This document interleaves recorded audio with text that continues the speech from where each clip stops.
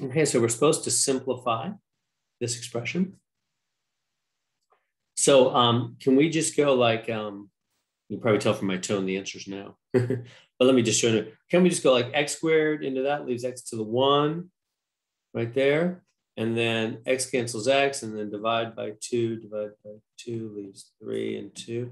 No, all of that is illegal. Wrong, not true, false, make believe, fairy tale math. Why? What's wrong with that? Because these are added, or these are not, they're subtracted items. You cannot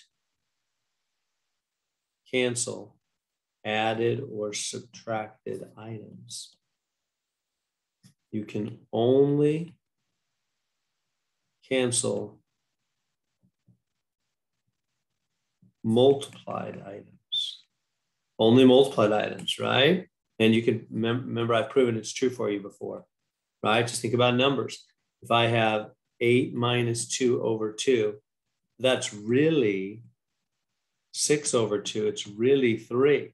If you cancel the 2's, now it's 8, and that's wrong. See, it's just not true.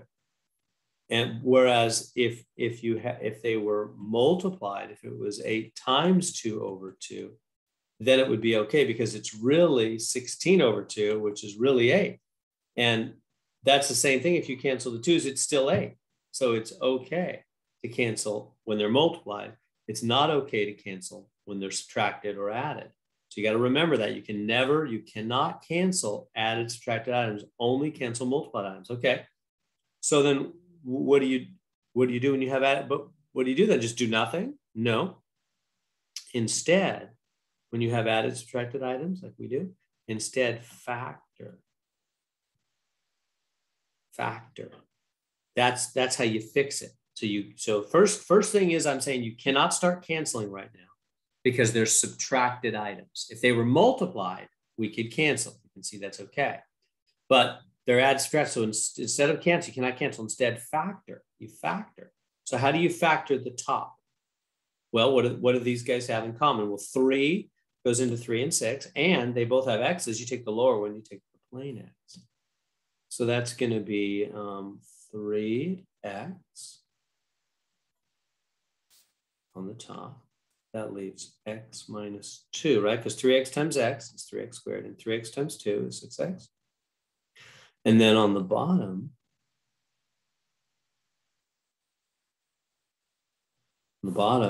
this guy and this guy, what do they both have in common? Just x, right? You take the lower one, and x times x squared minus 4. Boom, boom, right? X times x squared, go back to x cubed. X times 4, go back to 4x. Okay. Now, can we start canceling things now? Can we cancel these x's? Yes. Yes, it is okay to cancel those x's because they are multiplied items. They're not added, subtracted, right? We can cancel multiplied items. But really, I mean, you could cancel those x's right now. That's totally fine. You could. But really, it's probably going to be the best process to first finish factoring. You might think, what do you mean? We did. No, this guy can go again, right? Let me put it right here. This piece further factor. He can break down. What do I mean? What do you do with x squared minus 4? Well, let me put it over here in the side. X squared minus 4, remember? Multiply. Remember how to factor that kind of thing? 2 parentheses. X is in the front because x times x is x squared in the front, and then 2's in the back. 2 times 2 is 4, and you need 1 plus and 1 minus because positive 2 times negative 2 is negative 4. So that does factor, huh? It does factor. Further factor. Now, you might think, well, how do I even know when to look for that? Well, because it was a higher power. Whenever you have like x squared or x cubed or higher power, take a second look. It might factor further.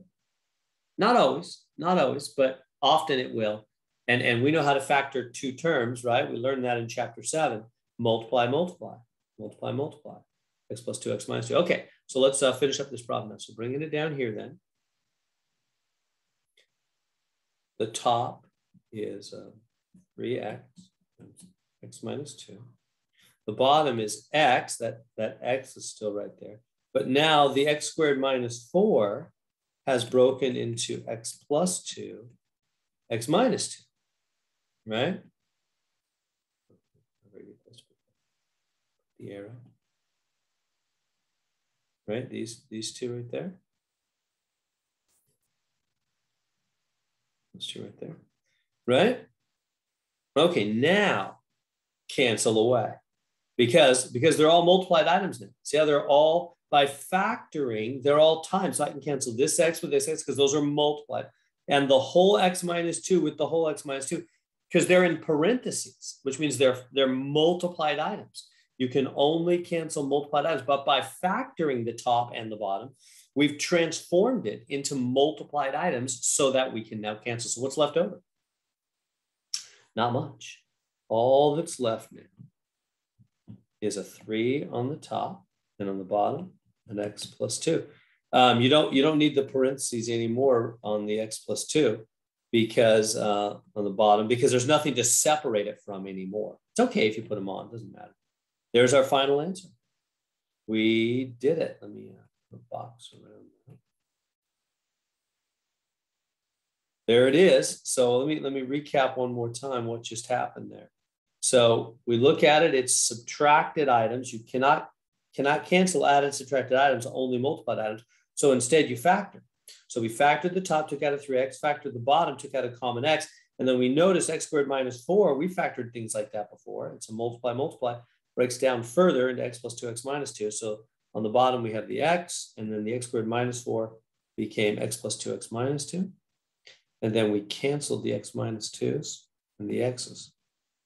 Because we were allowed to cancel at this point because it's multiplied items. We're left with just 3 over x plus 2.